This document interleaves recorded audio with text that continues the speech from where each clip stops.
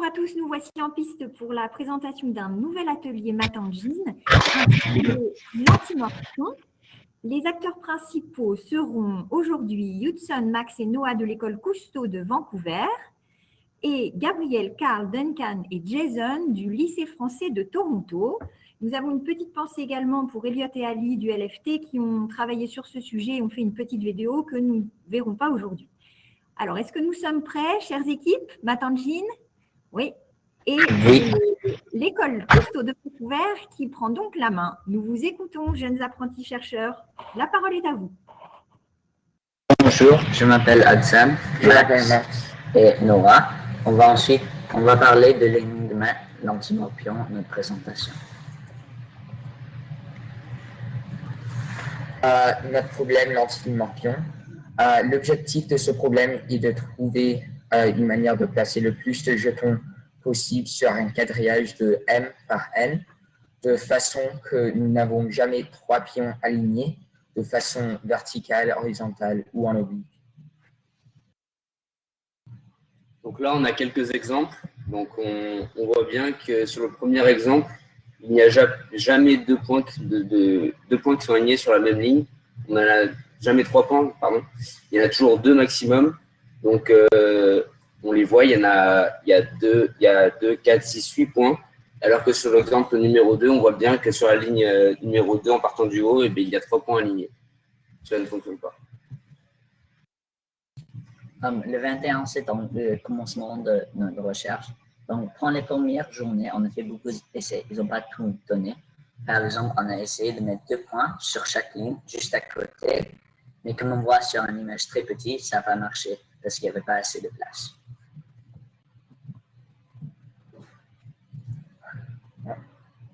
Notre conjecture.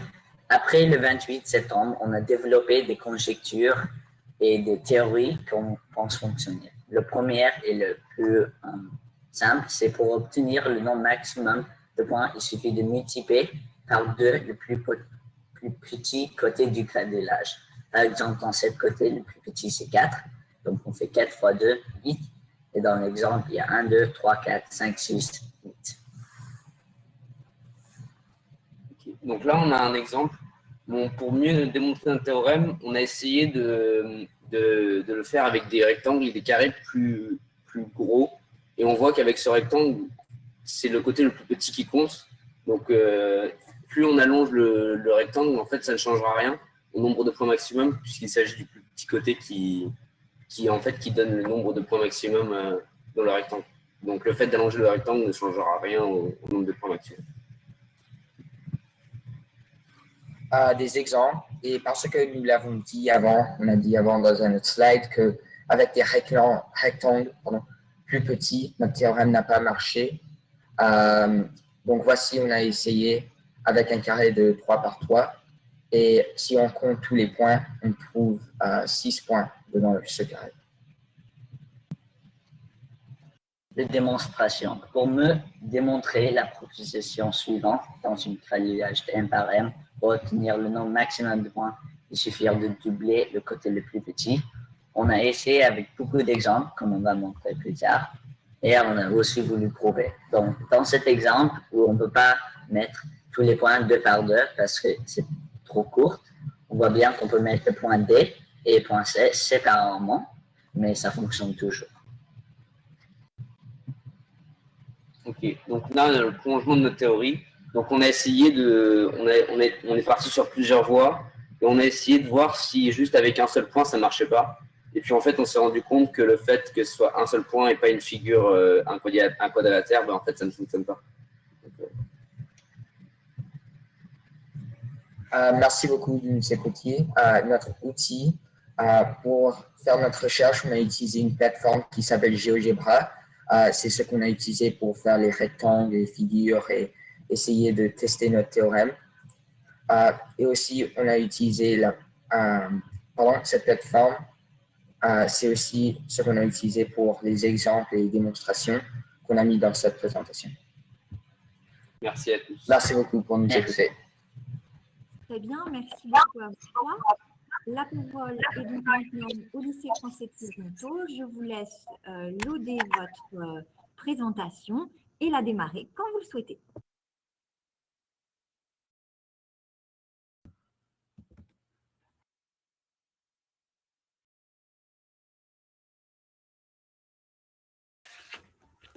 Alors, bonjour, nous nous appelons Gabriel. Jason, Duncan, Et Carl. Aujourd'hui, on va vous parler de notre découverte sur l'antimorpion en maths en jeans.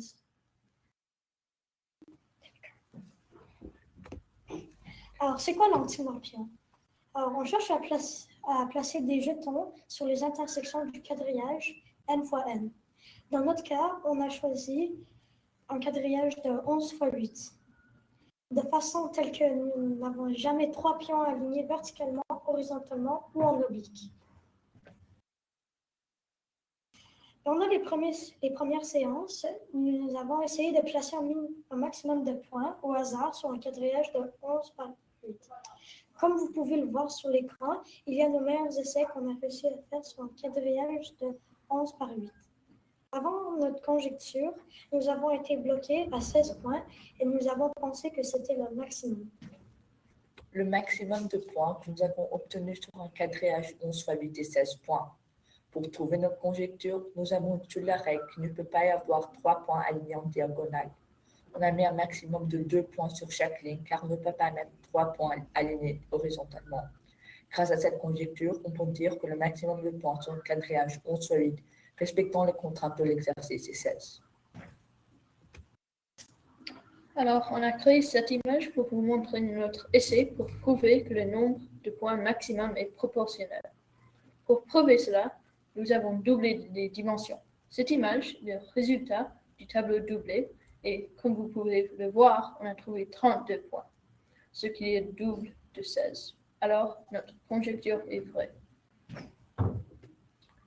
Comme on l'a expliqué dans le slide 5, le maximum de points est proportionnel. Voici plusieurs résultats qui montrent qu'il est proportionnel. Dans un quadrillage de 11 fois 8, on en a trouvé 16. Dans un quadrillage de 22 fois 16, on en a trouvé 32. Et dans un quadrillage de 44,32 fois 32, on en a trouvé 64. Ceci est proportionnel parce que pour chaque dimension du quadrillage qu'on fait fois 2, on a le double du résultat d'avant. Merci beaucoup de votre écoute. Posez-nous des questions si vous en avez. Merci beaucoup à vous pour cette présentation. Alors, effectivement, je vais surveiller le chat pour voir s'il y a des interrogations que le public aurait à soulever. Et en attendant, je vais vous poser la question à chacun des deux groupes.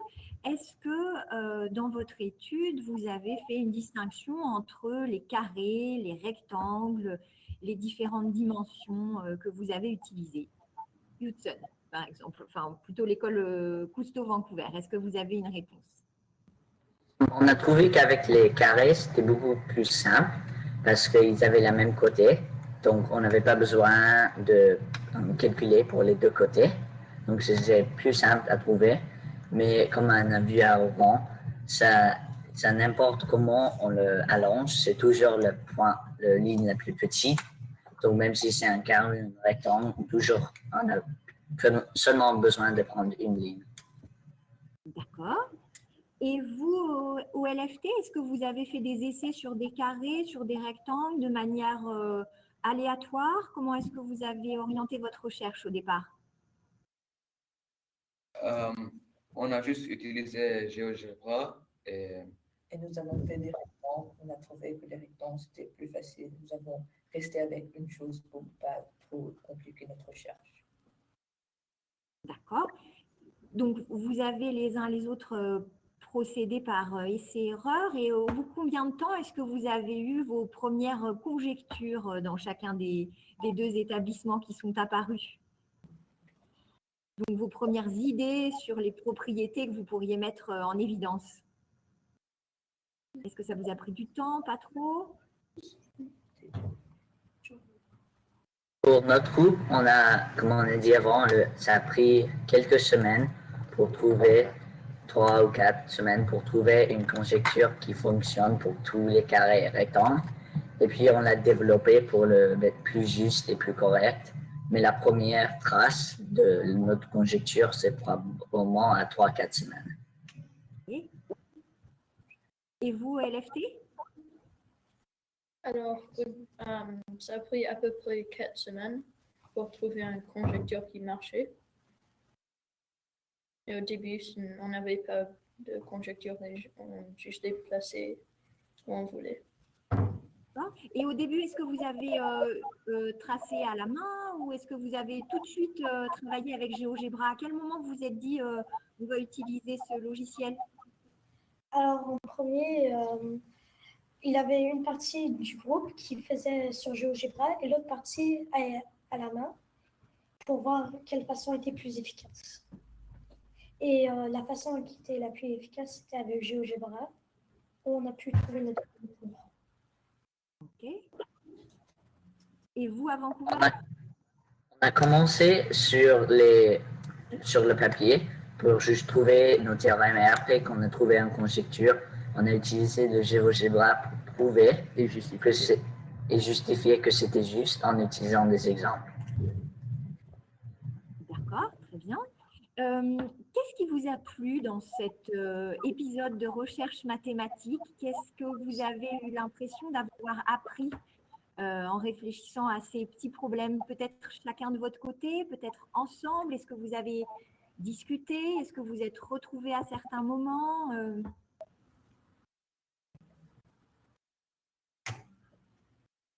Alors, Vancouver. Pour moi, le plus intéressant de ce projet était qu'on a pu travailler avec des autres groupes et aussi des autres personnes de nos classes. Donc, on avait les avis des autres personnes et les pensées et pas juste un avis. Et vous, à Toronto?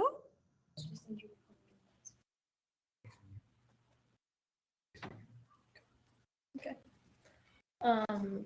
Alors, comme on a dit, on a divisé les groupes, mais c'est à peu près la même chose que disent les élèves de Vancouver.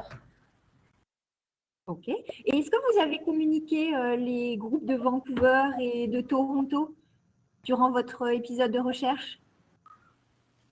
Bah oui, on a communiqué. C'était un peu dur avec la différence du temps et les différences du cours, mais on a pu partager notre recherche à la fin.